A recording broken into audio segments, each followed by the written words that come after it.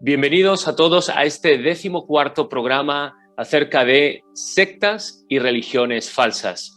Hoy vamos a estar abordando el asunto del movimiento de fe y la teología de la prosperidad. Lo estáis viendo ya en vuestras pantallas a Junior, él nos va a estar enseñando y él es nuestro invitado especial en esta sesión, en este programa, y vamos a estar aprendiendo acerca de todo lo que va a estar exponiendo. Lo primero, también, como siempre, es saludaros a todos. Por favor, deja tu saludo en el chat, en los comentarios. Junior, no podemos abandonar ni dejar atrás las tradiciones, sin café. No, siempre. Es imposible agradar a Dios. Brindamos, pedimos e invitamos a todos nuestros... a las personas que nos están siguiendo a que también se puedan unir con una taza de café o una taza de té. Bueno, pues Junior, habiendo dado esta bienvenida y habiendo expresado, ya lo decíamos antes en oración del programa, el honor y el gozo que es poder participar de este proyecto, hemos dicho que vamos a abordar en este 14º programa el movimiento de fe y también la teología de la prosperidad. Es algo que a todos nos va a sonar o nos suena, de hecho, muy actual, muy presente.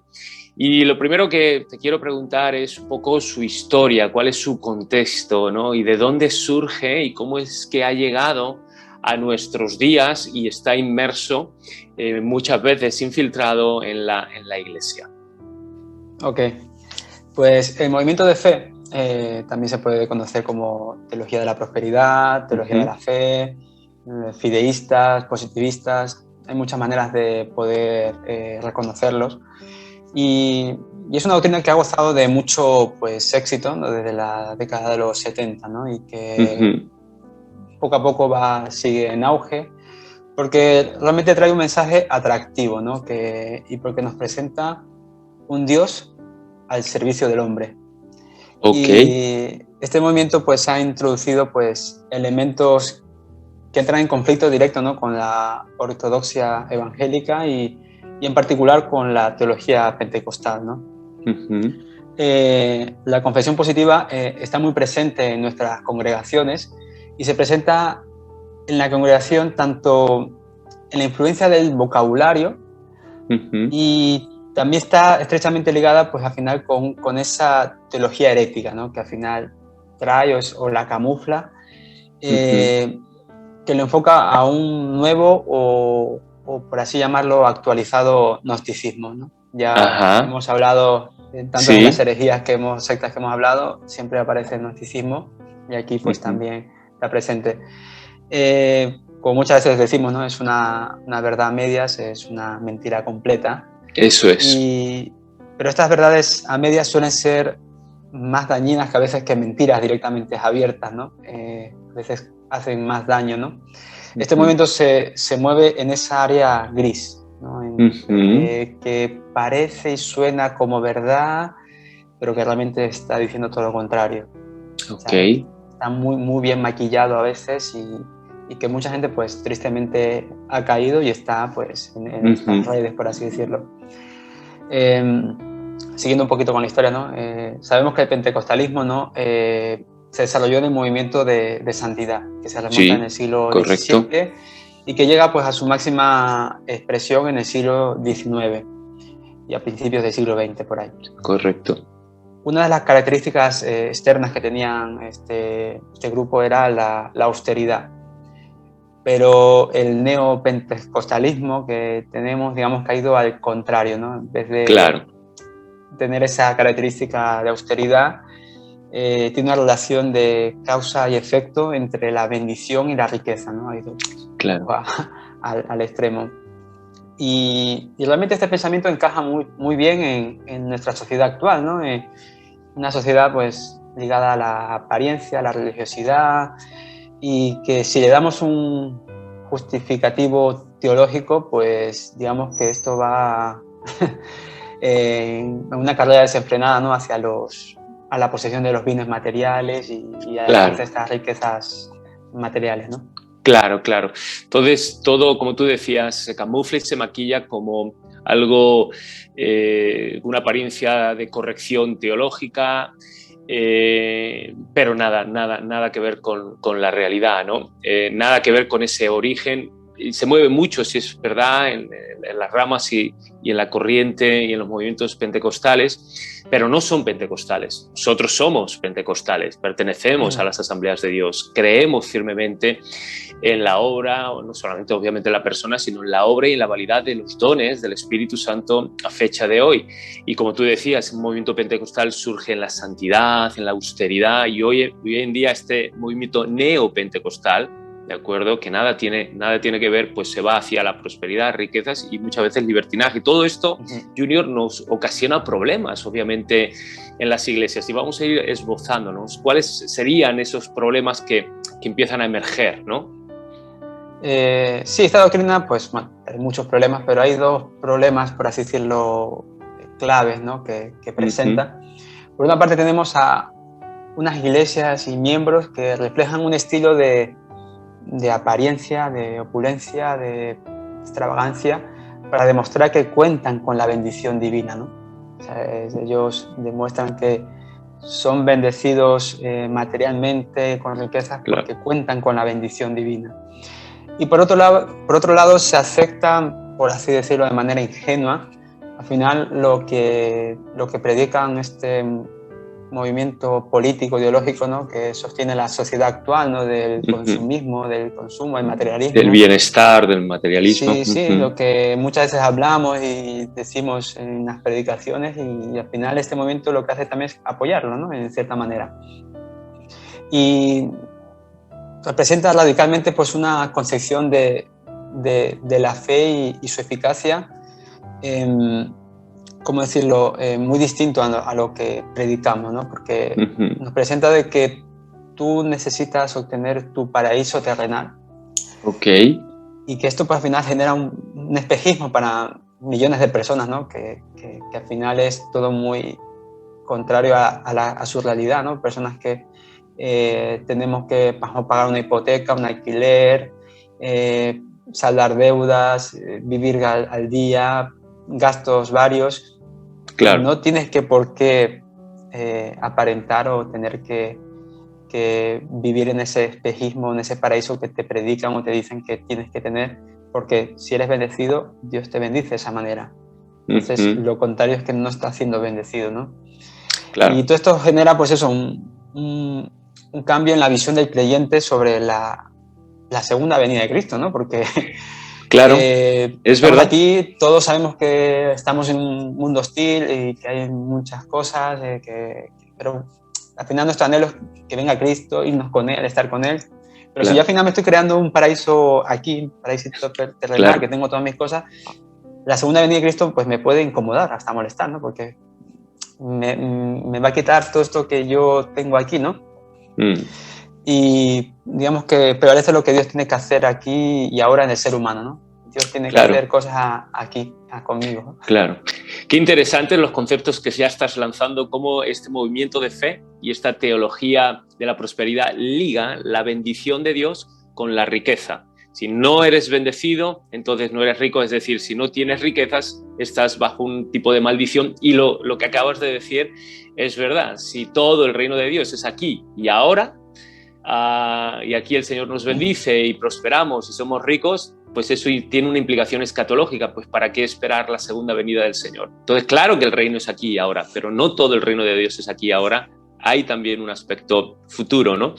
Y cómo todo esto, bueno, pues ha afectado, veíamos, a la tradición, a las enseñanzas clásicas, ortodoxas, ha tenido su campo fértil dentro del movimiento pentecostal, pero digamos, mejor dicho, neopentecostal, de los cuales nosotros, como pentecostales clásicos, hemos dicho, de Asambleas de Dios, nos desligamos, ¿no? Entonces, todo esto, ya enfocándolo un poquito más ya en este movimiento neopentecostal y cómo se está infiltrando, ¿dónde vamos a seguir ahondando? ¿Dónde están los problemas? Y síguenos hablando un poquito de la historia y de cómo estos problemas han llegado, ¿no?, a nuestra actualidad.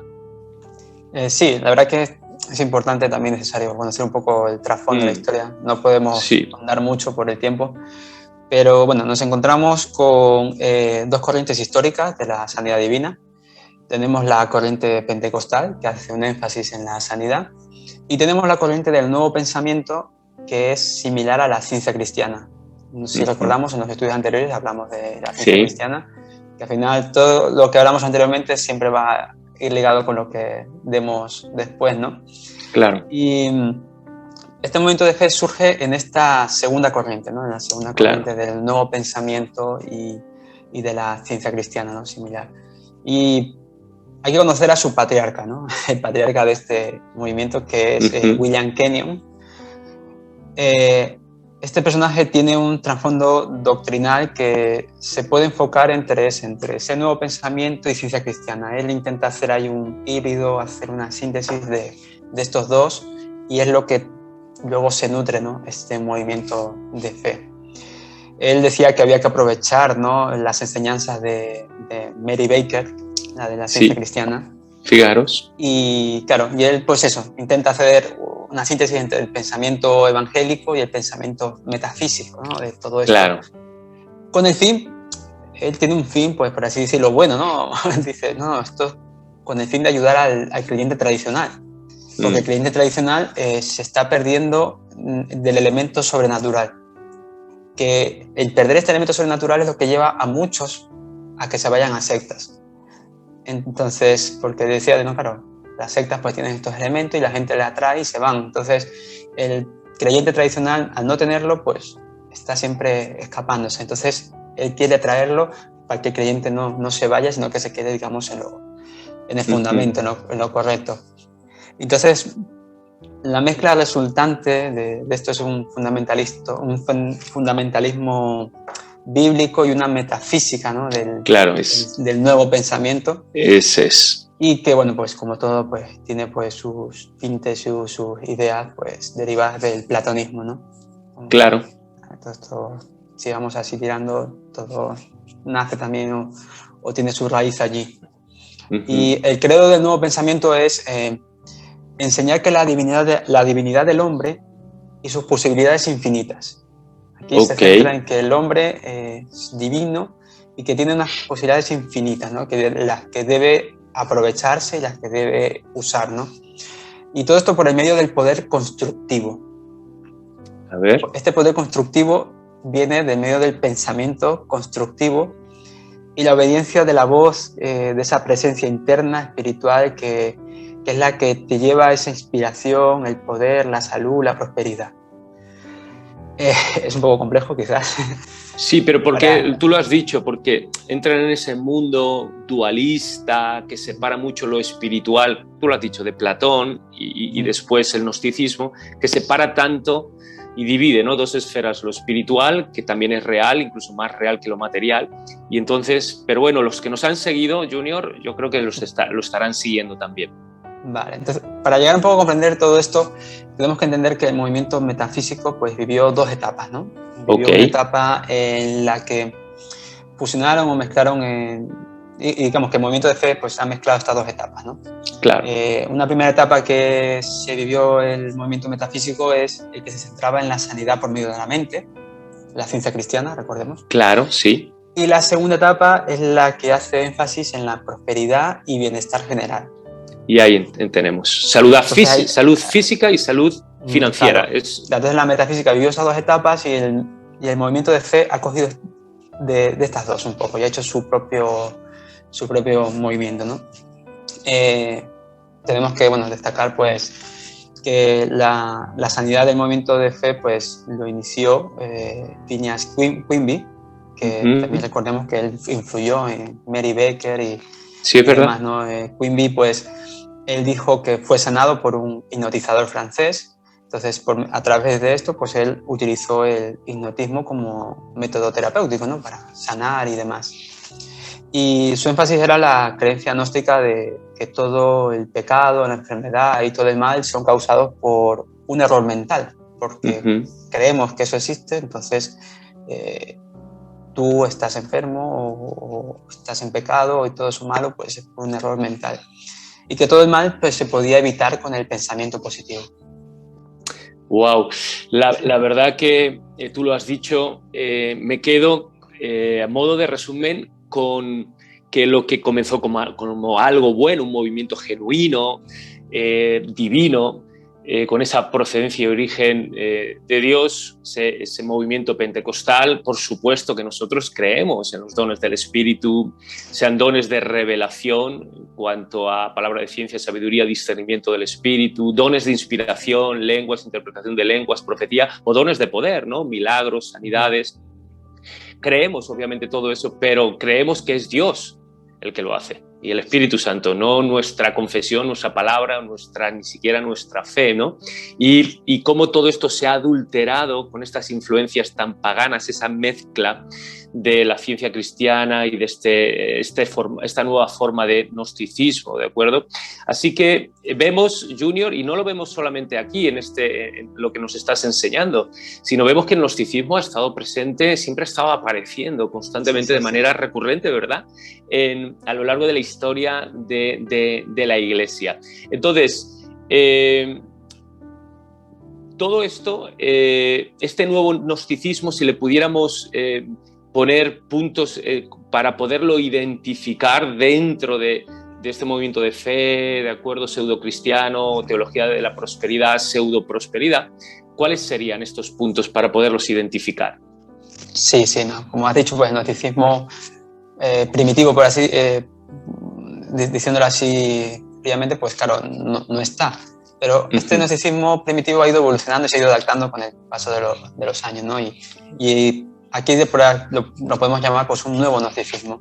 Y hay un autor que se llama Robert Grant, tiene un libro que se llama El gnosticismo y el cristianismo primitivo, y está muy interesante porque él da una serie de principios que al final, aunque vaya evolucionando, cambiando este gnosticismo, pues guarda como unos puntos claves que se encuentran en todas estas variantes, ¿no? del gnosticismo, ¿no? Y él dice, ¿no?, la interpretación de la Biblia de forma alegórica, claro, la salvación a través del conocimiento, claro, del gnosticismo, obviamente, la importancia de la experiencia del beneficio personal, lo que viene siendo un egocentrismo, y claro, las revelaciones personales y las experiencias espirituales. Nunca dejamos de lado las revelaciones personales que están, y esos pues, iluminados.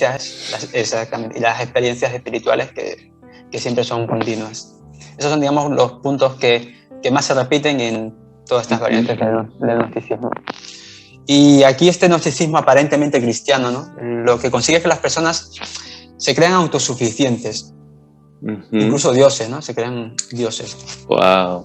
La fe y dependencia de Dios desaparece, ¿no? Ya no tiene mucho sentido. Claro. El centrarse en uno mismo, al final deja de lado a Dios. Claro. Entonces, volviendo un poco con la metodología de la sanidad cristiana, ¿no?, que sustituye el hipnoticismo de Quimby, lo sustituye por una serie de repetidas sugestiones que al paciente, a la persona que está enferma, tiene que mencionar la enfermedad, verla como irreal, que no existe. Y que solo el bien o lo bueno es correcto. Y entonces, claro, tú tienes que nombrar la enfermedad. Vamos hablando brutamente, ¿no? O sea, tengo cáncer, no. Yo lo nombro. Me tengo que convencer a mí mismo de que no existe el cáncer. Y yo lo tengo que visualizar de manera positiva y tengo que mirar mi sanidad. Es lo que lo llaman ellos la visualización. Entonces, si tú estás enfermo de algo grave, no. O sea, tú visualiza que no existe, primeramente, y visualiza tu sanidad. O sea, tú no estás malo y tal. Entonces, esa es la metodología que lleva este nuevo movimiento, Tú eres tú. Entonces, lo que me estás diciendo, vamos, nos quedamos con la boca abierta, porque uno se convierte en su propio Dios, en su propio sanador, en su propio solución. Tú tienes la llave que hace que todo eso cambie, ¿no? Claro. Y digamos, de todos estos excesos, ¿no?, en el área de la fe, uno de los más peligrosos, por lo que podemos decirlo, es la expresión esta de confiésalo y reclámalo. Que aquí todos los que estemos viendo este estudio la habremos oído, escuchado en pseudopredicaciones o... Sí, en muchos ámbitos, en muchos sitios. Sí. Que lo sueltan y lo dicen. Y claro, esto es una expresión que deja de lado la voluntad de Dios, claro, y su soberanía. deja de lado también el sufrimiento del creyente, la oración, etc. O sea, deja de lado muchas cosas.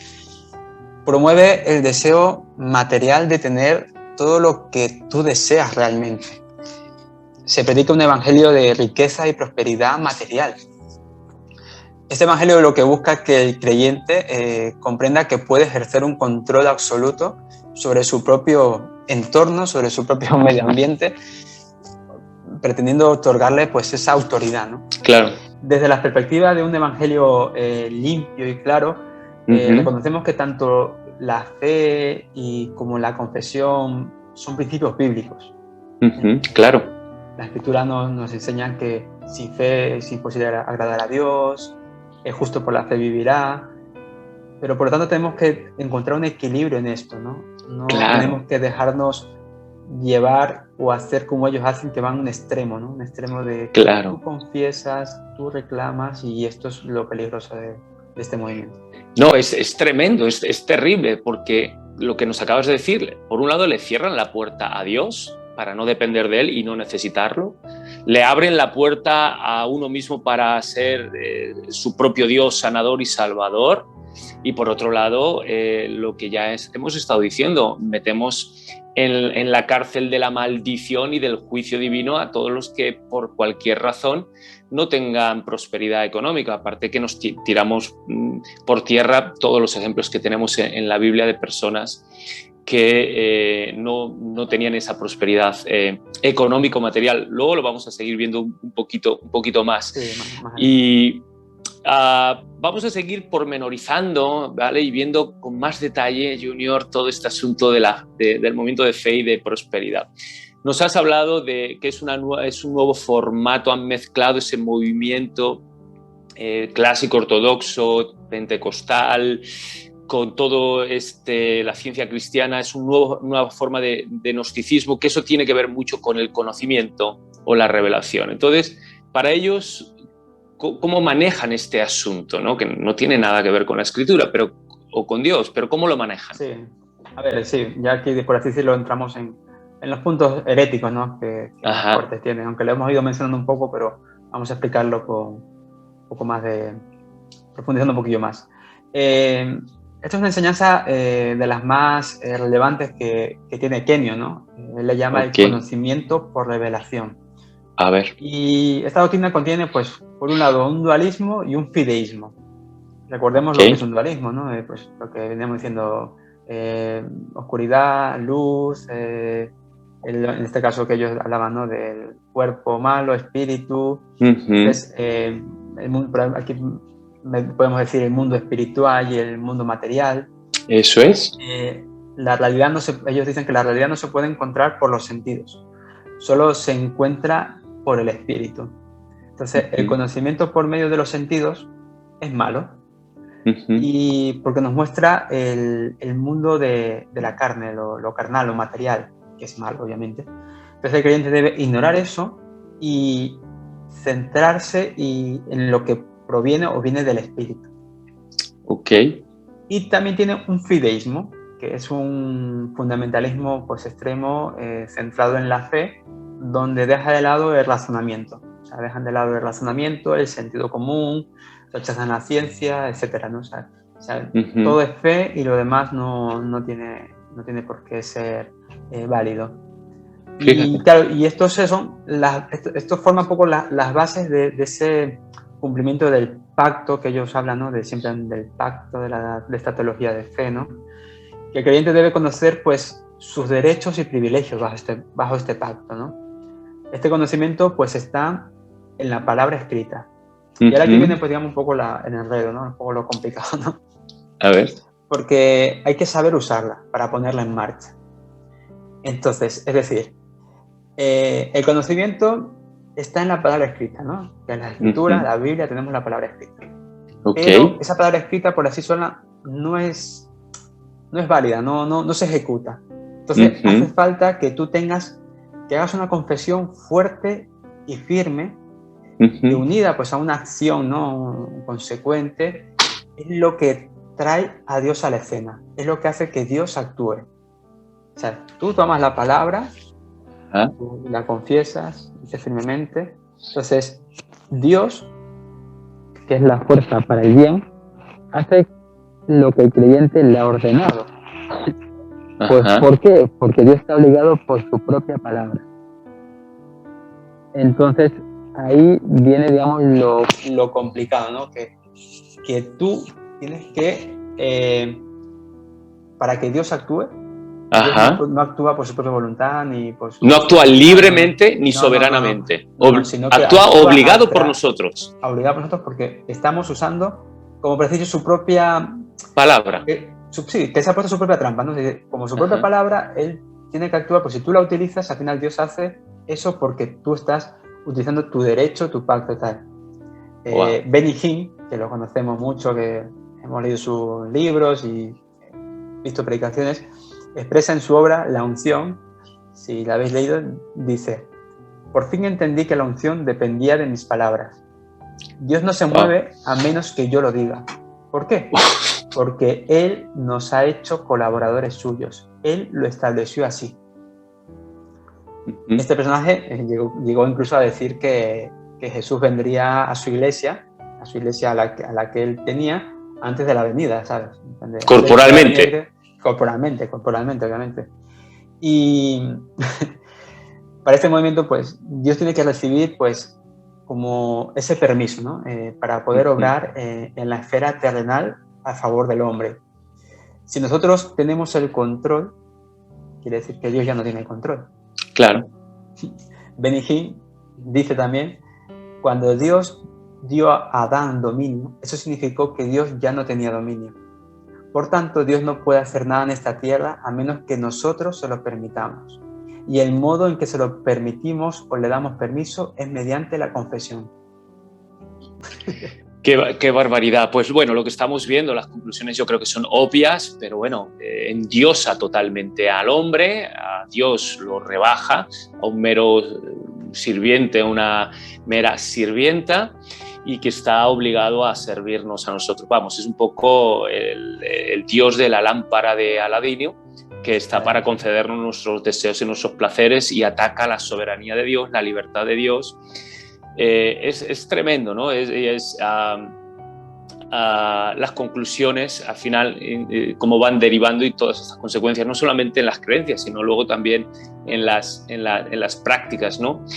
Ya hemos visto un poquito lo que vemos en cuanto a cómo el hombre es endiosado y vemos el papel que se le da o le da estos movimientos a Dios, ¿no? Por seguir preguntándote y ahondando un poquito más en cuanto al hombre, ¿qué visión? Ya vemos la visión de Dios que tienen, pero ahora, ¿qué visión tienen del hombre? ¿De acuerdo? Aunque ya nos estás adelantando cositas, pero tal vez nos podrías dar más detalles. Sí, a ver, recordemos que esto, otra vez, pues tiene un trasfondo, pues, gnóstico, ¿no? Claro. Pues para ellos el hombre no es cuerpo, alma y espíritu, ¿no? El hombre es si nosotros decimos que el hombre es cuerpo, alma y espíritu como una unidad, ellos no apoyan eso, ¿no? No es una unidad, es como está tripartido, ¿no? O sea, el ser humano es espíritu por un lado, alma por otro y cuerpo por otro, ¿no? O sea, no conectadas, separadas. No, está ahora mismo, pues eso, el espíritu, que es lo importante, que es lo que interesa, claro. Está pues atrapado en este cuerpo, ¿no? En esto material que es malo. Entonces, claro, aquí hay una especie de maniqueísmo también, ¿no? Porque hay una lucha ahí entre que el espíritu y el alma y el cuerpo, pues el alma y el cuerpo tienden a lo malo, el espíritu va o se dirige hacia Dios, quiere servir a Dios, pero entonces tiene que estar en esa lucha continua que el espíritu va ganando por medio del conocimiento, obviamente, ¿no? Claro. Por medio de esas confesiones positivas y demás. Entonces, eso para ellos es muy importante, que el espíritu tiene que ganar esas batallas, ¿no? El énfasis que se enfoca, ¿no? También en la dimensión de esto de lo espiritual lo lleva incluso al extremo de que llegó a afectar a la naturaleza de Cristo, ¿no? Que derivará en que la salvación obtenida por Cristo radica no tanto por la muerte física de Cristo, sino por la muerte espiritual de Cristo. Wow. Entonces, luego lo explicaremos un poco más adelante. Ok, lo dejamos ahí, lo dejamos en paréntesis, luego no se me va a olvidar. Murió Ok. de manera física y murió de manera espiritual. Wow, luego lo explicas. Y claro, todo esto siguiendo una línea platónica, gnóstica. Para ellos el hombre, al nacer de nuevo, se vuelve un ser humano divino, ¿no? Esto lo apoya Hagen, y Kenyon incluso dice que la caída del hombre es beneficiosa porque pierde de manera literal esa encarnación mala, porque ahora puede disociarse de ese cuerpo malo completamente y unirse, digamos, a la divinidad e incluso ser Dios, ¿no?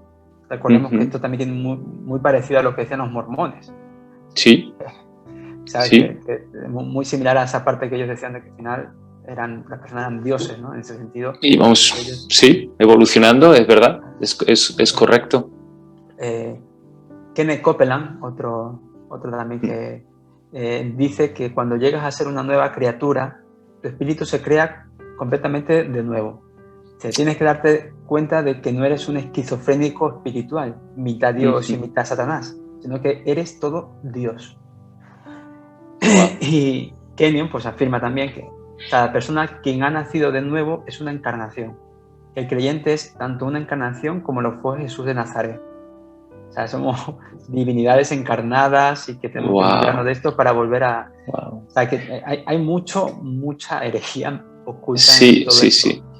Y el error, por así decirlo, que radica es que se comprende de manera errónea, ¿no?, el hombre y la caída, ¿no? El hombre no es un ser espiritual que posee alma y casualmente reside en un cuerpo, así como pues, digamos, que me enseña este movimiento, sino que la enseñanza pues, antropológica que tiene, desde el punto de vista bíblico, nos enseñan que el hombre pues, es un ser completo, ¿no?, de alma, cuerpo y espíritu, pero para ellos esto no tiene sentido porque el verdadero tú que eres, es el espíritu del hombre. Eso es lo que para ellos es importante, ¿sabes? Claro. Entonces ellos llegan a decir, si te he entendido bien, que en el momento de la salvación, nuevo nacimiento, esa naturaleza vieja, caída, desaparece, solamente tenemos una nueva naturaleza espiritual, de hecho para ellos divina, y que nos endiosa y nos lleva, por un lado, a cerrarle la puerta a Dios, como hemos dicho, y abrir la puerta pues, a toda la prosperidad y a ser Dios. En la Biblia nos habla, sí, de que nacemos de nuevo, que tenemos una nueva naturaleza, pero que todavía conservamos esa vieja naturaleza, ese viejo hombre que por medio del proceso de santificación, bueno, pues... Que somos partícipes de esa naturaleza divina, pero no somos dioses, no somos claro, Dios. Claro, es lo claro. que ellos sí afirman. Es proceso de santificación, de parecernos al carácter de Cristo, no en esa naturaleza de ser dioses. Pues nos ayuda mucho y ahora vamos a seguir porque vamos a ir retomando cositas que hemos lanzado al principio y las vamos a ir aclarando. Ya hemos visto lo que opinan de Dios, el papel que le dan a Dios, la posición que le dan a Dios también al hombre, y has hablado muchísimo tanto de la revelación, de la confesión, de las palabras, de la fe. Entonces, todo este asunto de la confesión positiva, de confiésalo y recíbelo, ¿no? Porque estás atando de esta manera y obligando a Dios. Bueno, vamos a ahondar en todo esto porque nos ayuda mucho. Sí, no, en el tema de la confesión positiva, ¿no?, ellos hablan de la actitud mental positiva, ¿no? Esta actitud mental positiva no la podemos decir que es mala, ¿no? Porque vemos que hay estudios que hablan de que es algo saludable y beneficioso para el hombre, ¿no? Pues tener una mentalidad positiva y incluso hablar de manera positiva. Pero ellos hacen demasiado énfasis en esto, ¿no? Las escrituras hacen énfasis en la importancia de una mente sana y pura, ¿no? Lo vemos en los salmos, pero nunca se enseña que esto nos lleve a poder alterar nuestra realidad física por medios mentales, ¿no? O sea, no hemos leído ningún salmo que dice, pues tú guardando, o sea, una mente pura y sana vas a cambiar pues una situación o algo físico. No lo encontramos en la escritura, ¿no? Y ni mucho menos pues una confesión verbal en el nombre y la palabra divina con el fin de manipular la voluntad de Dios. Eso no lo encontramos. Pero esos son conjuros, casi lo que dice esta gente. Como se vio en el capítulo anterior, ¿no? O sea, al final se hacen una especie de hechicería aquí para poder hacer esto, ¿no? Y Hagen, que hemos mencionado antes, defendía que creyendo es el resultado del pensamiento pues limpio y de una mente renovada, en la que, o sea, tú crees porque tienes esa mente limpia, depurada, renovada, y que eso te va a llevar a confesar y poseer, ¿no? Lo que tú quieres. Y que humanamente queremos pues, cosas malas, nunca queremos nada bueno, ¿no? Entonces, por medio de esta confesión uno es capaz de creer su propia realidad que se va a manifestar pues, en la salud, en la riqueza, en el éxito. Entonces, todo esto me va a derivar en cosas positivas, ¿no? Todo esto positivo, pero a nivel ya físico, ¿no? Como he dicho, éxito, salud, riqueza. Claro. Y Hagin afirmaba, ¿no?, que lo que le da a un creyente el éxito es el pensamiento correcto, la creencia correcta y la confesión correcta. Y aquí ellos dividen, pues eso, el pensamiento, la confesión negativa y positiva, ¿no? Lo negativo es lo que reconocemos como pecados, enfermedades, pobreza y otras situaciones indeseables. Y la confesión positiva es el reconocimiento o dominio de las situaciones que deseamos, ¿no? Las deseables. Lo negativo puede evitarse al no confesarlo. Fíjate. Entonces lo bueno se puede aprovechar haciendo confesiones positivas. Claro. Benny Hinn incluso llegó a decir a sus seguidores, a sus fieles, nunca acudas al Señor y digas, si es tu voluntad. Cuando ores diciendo, si es tu voluntad, Señor, la fe será destruida. La duda te cubrirá e inundará tu ser. Claro, fíjate cómo llegan a ese extremo de, por un lado, de creer que simplemente por confesar, como que son esos gnósticos dualistas y la fe y la confesión existen realmente en un mundo espiritual, pues simplemente por la confesión se tienen que materializar las cosas. Y luego algo tan terrible, ya desde el punto de vista pastoral, lo hablábamos antes, que, oye, llegar a ese punto de negar los problemas, de negar la enfermedad y encima de acusar a la gente que está pasando una crisis económica o una crisis en su salud, decirle que están bajo el juicio de Dios, que Dios no los ama y que están bajo maldición, es terrible, ¿de acuerdo? Y por eso estos estudios son tan buenos y son tan necesarios. Acabo de introducir, sin querer, el siguiente punto del que te quería preguntar, que tiene que ver justamente con este asunto de lo que dijiste al principio, de vincular el amor, la bendición de Dios con la prosperidad material y económica. Entonces, ¿podrías ahondar un poquito más en lo que ellos dicen, por qué lo dicen, para poderlo desenmascarar? Sí, no, hemos oído hablar mucho de esto, ¿no? Lo hemos estado mencionando y quizás no sabemos muy bien a qué se refiere, ¿no? No lo tenemos claro, pero esto es uno de los elementos más atractivos, ¿no?, que tiene este movimiento, ¿no? Claro. Que tiene pues su fundamento pues en las sectas todas metafísicas. Y este movimiento lo que promueve es la avaricia. Enseña la idea egocéntrica que uno ofrenda solo para recibir. O sea, yo doy una ofrenda porque Dios me va a devolver al 100 por 1. De manera negocio. Literal, de manera... Es como invertir en bolsa, ¿no? Digo, yo voy a invertir en una acción en esta empresa porque después me va a dar un beneficio al 100 por 1. Entonces, claro, es como un negocio seguro, ¿no? O sea, aquí Dios quiere pues, que el creyente lleve pues, ropa buena, un buen coche y cosas de marca, lujosas, y que obviamente un creyente las puede tener, las puede gozar, puede ser bendecido y beneficiado. Pero ese no es el corazón del Evangelio. O sea, aquí está el error de que ellos te lo predican como el verdadero creyente tiene que tener esto porque así Dios lo desea. O sea, así Dios lo quiere, ¿no? Básicamente el creyente no debería conocer dificultades económicas. El creyente tiene que decirle a Satanás que quite las manos de su dinero. Lo he escuchado en predicaciones que lo dicen muchos. Perdón, iba a hacer un chiste. Y el diablo le dice al creyente, ponte a trabajar, anda, si quieres dinero. Hasta el diablo no lo dice a veces, pero bueno, perdona, era un chiste.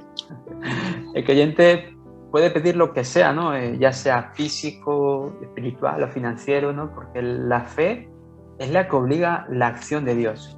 Claro. Y Y esta postura dice que lo que la persona declara determina lo que recibirá y lo que podrá llegar a ser. Por ejemplo, si quieres dinero o sanidad, pues debes confesarlo que lo tienes. Si yo quiero dinero, yo tengo que decir, no, yo tengo dinero. O sea, yo no tengo que decir, yo quiero dinero, no, yo tengo dinero. Y yo tengo en mi banco X dinero. Y yo tengo salud, yo no tengo problemas de tal. O sea, ese es a lo que te lleva, ¿no? Porque te enseña que pueden poseer lo que declares, ¿no? Por el énfasis a la palabra hablada. Si lo repites muchas veces, ¡Qué barbaridad! Esto va a generar, ¿ves? Ellos incluso van a generar fe. Ellos incluso hablan de procesos de repeticiones, ¿no? Tú tienes que repetirlo tantas veces hasta que al final te convencen, ¿no? No sé si tú lo dices muchas veces, ¿no? Por muchas veces que digas una mentira no se va a hacer verdad. Claro. Ellos buscan que tú repitas algo para que al final eso se vuelva fe, porque lo acabarás creyendo correctamente y por ende pues se va a cumplir. Desde el momento que tú lo crees correcto, con esa fe positiva y correcta, se va a cumplir. Kenneth Hagin dice que tanto la pobreza como la enfermedad son maldiciones de parte de Dios. También afirma que el no diezmar trae maldición económica, pero si quieres bendición económica debes cumplir con tu diezmo. O sea, van con declaraciones bastante fuertes y directas, ¿no? Y al respecto con lo de la enfermedad, que es una maldición, Hagin él se fundamenta en, obviamente, una mala interpretación de Gálatas 3:13, claro. Que dice: Cristo nos ha redimido de la maldición de la ley, hecho por nosotros maldición. Él afirma que no es voluntad de Dios que estemos enfermos. Del mismo modo que no quiere que seamos pobres. Él se fundamenta en Filipenses 4:19, que dice: mi Dios pues suplirá todo lo que os falte en Cristo Jesús. Esto lo enfoca en las necesidades pues, materiales y económicas. Y también él afirma, ¿no?, que la mayoría somos pobres no por haber honrado a Dios, sino por haberle deshonrado. Claro. Simplemente, de verdad, es terrible cómo la verdad distorsionada de manera aparentemente tan sutil. Ya decíamos al principio de todos estos programas que las mentiras más peligrosas no son las que más se apartan de la verdad, sino las que más se parecen a la verdad. Y hagamos esta aclaración. No estamos en contra de las riquezas, no estamos en contra tampoco ni siquiera de la pobreza, no estamos ni siquiera a favor o en contra de estas cosas, ni en contra ni a favor. Nuestro punto principal es que estamos a favor de una buena mayordomía de los recursos que Dios nos da, y a veces son más y a veces son menos, y en todo tiempo debemos ser buenos mayordomos, y como veíamos hace poco este domingo en la iglesia, ejemplos de tener contentamiento. Que han sido prosperados y han tenido riqueza, y otros que no, pero claro, de Dios hablan por igual. Al final tienen un factor común, que estaban bajo la autoridad de Dios y eran siervos de Dios.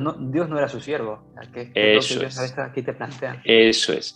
Y por supuesto que oramos por sanidad y por los enfermos, pero oramos desde el entendimiento de que Dios es soberano, y habrá algunos que serán sanados físicamente y otros que no serán sanados, porque siempre dependemos en última instancia de la soberanía de Dios y de la sabiduría de Dios, ¿no? y de la voluntad de Dios. Tenemos que seguir avanzando por cuestión también del tiempo. Ya hemos hablado mucho de la posición que le dan a Dios, la posición que le dan al hombre, la posición que le dan a la confesión positiva, incluso a la negación de la realidad. Quiero preguntarte qué posición o qué lugar o qué visión tienen ellos acerca de Cristo, porque ya has dicho algunas cositas antes en cuanto a su muerte, que dijimos, no se nos olvida, vamos a retomarlo, te voy a preguntar de eso. Bueno, ¿qué nos podrías decir en cuanto a este asunto? Vale, pues obviamente todas estas cosas que ellos han ido pues, cambiando, al final también cambian muchas cosas de la obra de Cristo, incluso de su naturaleza, ¿no?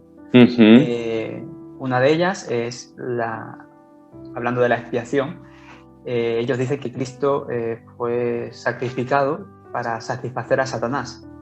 Si nos acordamos de estudios anteriores, cuando hablamos del adventismo, hablamos de la teología del rescate. Sí. Pues es lo mismo. O sea, aquí Cristo murió para pagar o satisfacer a Satanás. Wow.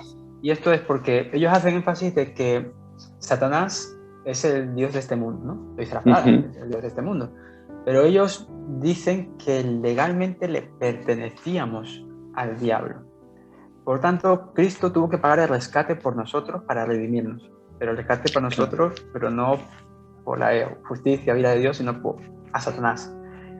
Y este concepto que Kenyon enseña es que la expiación es hacia Satanás, de forma que interpreta la muerte espiritual de Cristo como el precio de Satanás para la redención. Eso es lo que él enseña, ¿no? Pablo nos dice en Efesios, ¿no?, que Cristo nos amó y se entregó a sí mismo por nosotros, ofrenda, sacrificio a Dios en olor fragante. No dice a Satanás. Claro. En Efesios 5:2 dice: hay un solo Dios y un solo mediador entre Dios y los hombres, Jesucristo hombre, y el cual se dio a sí mismo por rescate por todos. Mediador entre Dios y el hombre. O sea, no están dando el lugar o no se menciona esa posición de Satanás que este movimiento le da, ¿no? Claro. También esto radica en que afirma que Satanás pues tiene ese dominio, ese derecho legal sobre nosotros, y si esto fuera cierto, pues sería cierto que Satanás tendría derecho a la expiación, pero Dios no le debe nada a Satanás. Claro. Si te das cuenta, le están dando un lugar a Satanás muy casi al igual que Dios, ¿no? Volvemos otra vez a ese... Necesario para un lugar de necesidad, lucha, para redención. Sí. Y que Cristo rompió el dominio de Satanás no por pagarle un rescate, sino satisfaciendo pues la ley de Dios, ¿no? Esto lo sabemos, ¿no? Que no es por Satanás, sino por Dios, ¿no? Nos libró del justo castigo que nos merecíamos por nuestro pecado, ¿no? Como los romanos y demás. Y como ya lo mencioné un poco ahí, Cristo tuvo que morir espiritualmente. Ellos aquí hablan de que hubo dos muertes. Cristo no murió físicamente, sí murió físicamente. Sí. Pero para cumplir este pago, tuvo que morir espiritualmente, ¿no? Kenyon afirma que Cristo tuvo que morir espiritualmente para servir de expiación para el pecado. Fíjate. La muerte física no era, por así decirlo, válida. Y las escrituras pues no nos muestran esto en ningún lado. Todo lo contrario. No nos dice que Cristo murió dos veces, no, primero espiritual y luego física, no. O sea, este error viene de la mala interpretación de Isaías 53:9, que dice: y se dispuso con los limpios su sepultura, mas con los ricos fue en su muerte. Aquí la palabra muerte en hebreo viene en plural. Entonces ellos al tomar eso dicen muertes. Pero Cristo tuvo dos muertes. Y claro, aquí, pues, haciendo, obviamente, como siempre hablamos, ¿no?, haciendo un estudio hermenéutico correcto, una exégesis correcta, te das cuenta que esto es en el hebreo utiliza mucho este plural, pero no habla de un plural de cantidad, de uno, dos... Sino majestático, de importancia.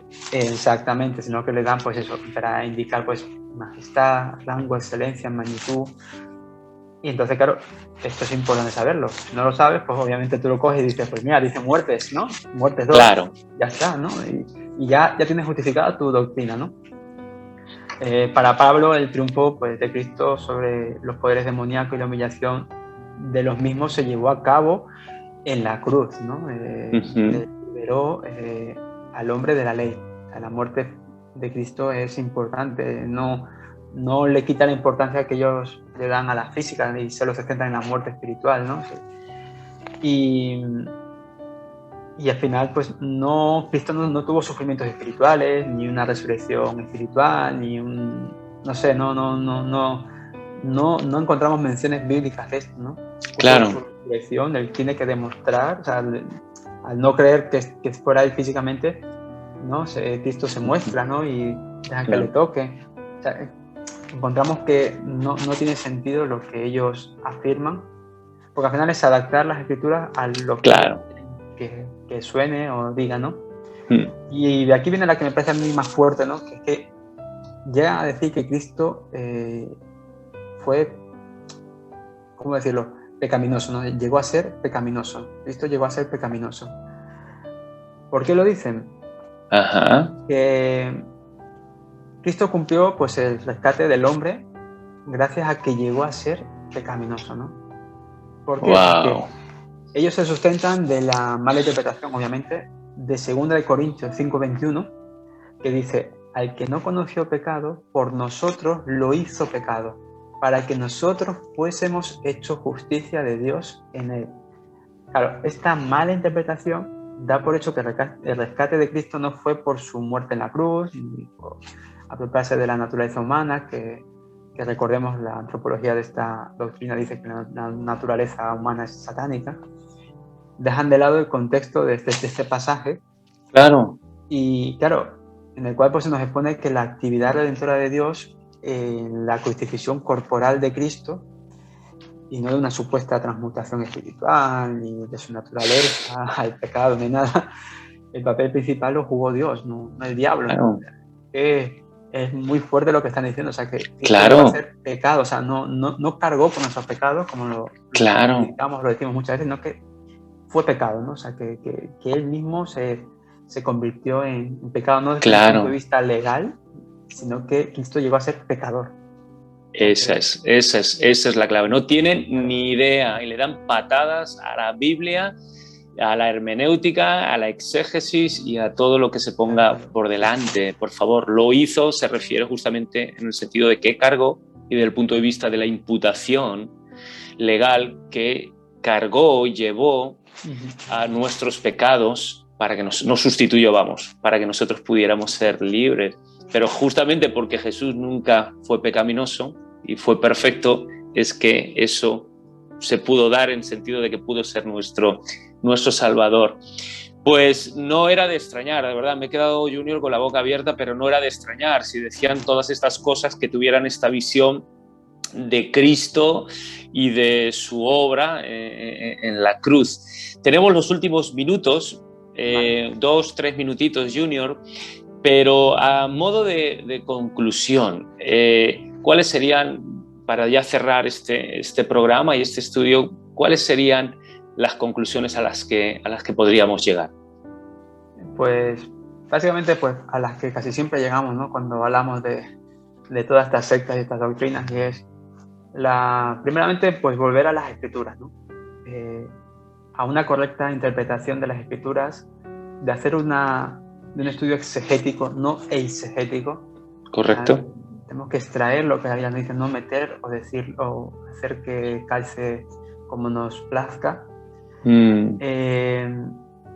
Incluso vemos que el rey Josafat admitió que él no tenía poder contra una alianza enemiga, pero Dios le dio una victoria maravillosa, ¿no? Y esto lo menciono porque viendo cómo ellos hablan de que al final tú tienes que cambiar y tú puedes con tu mentalidad tocar las cosas, y Pablo admitió la debilidad y declaró que cuando estaba débil estaba fuerte porque el poder de Dios se hacía perfecto en su debilidad.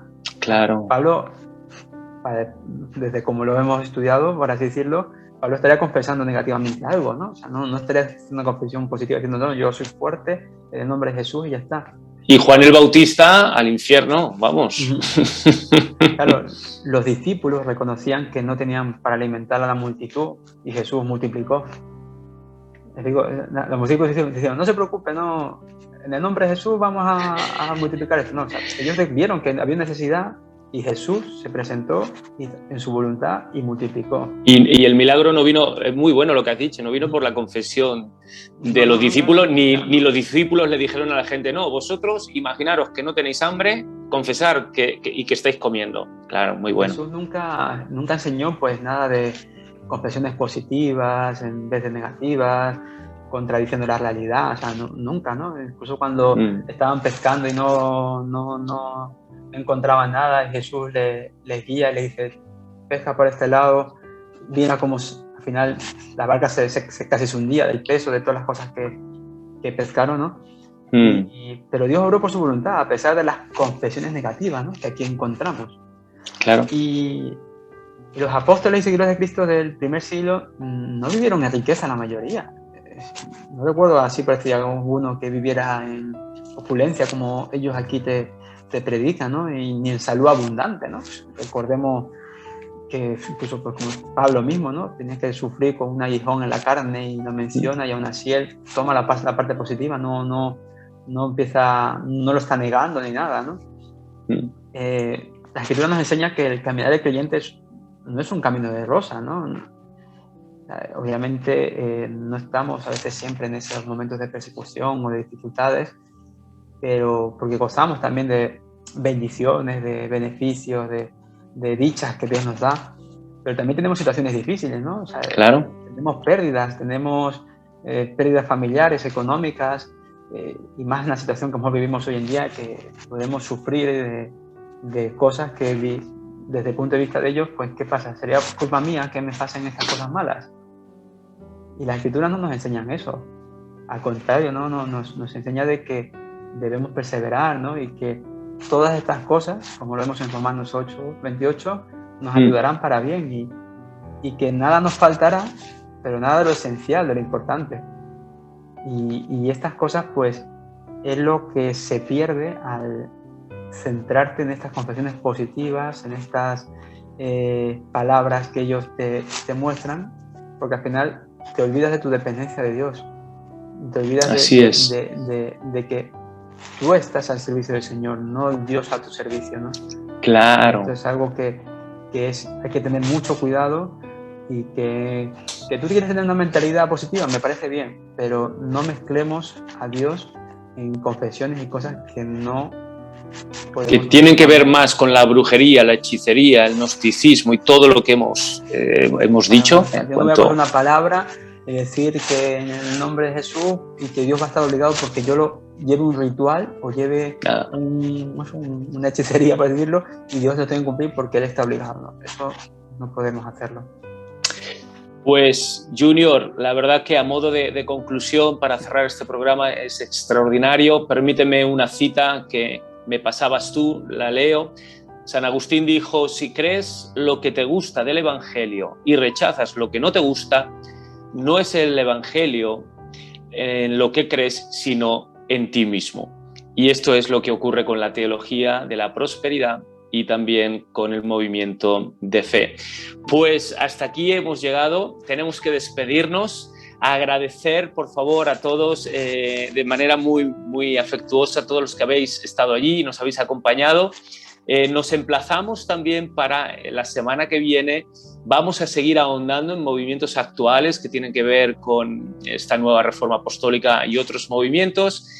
Y Junior, pues gracias por haber estado, y si te parece bien, bueno, pues nos despedimos y mandamos bendiciones a todos. Que el Señor os bendiga, nos vemos la semana que viene. Bye.